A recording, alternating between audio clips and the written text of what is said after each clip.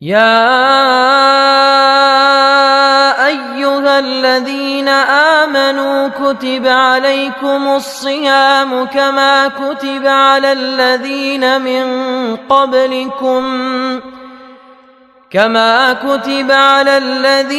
من قبلكم لعلكم تتقون أياما معدودات فمن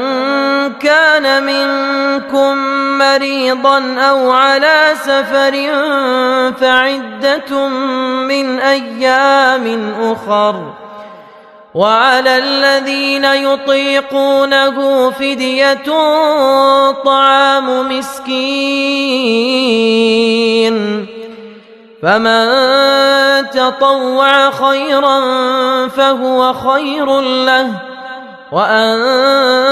تصوموا خير لكم إن كنتم تعلمون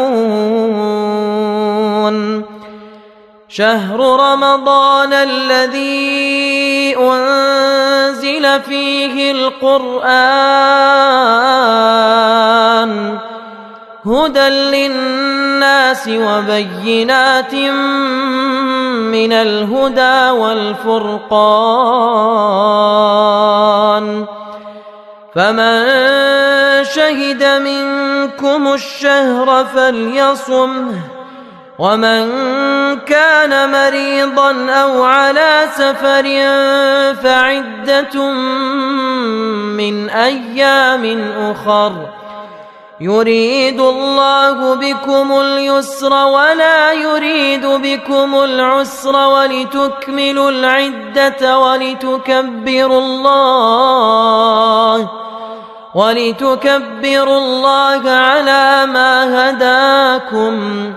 ولعلكم تشكرون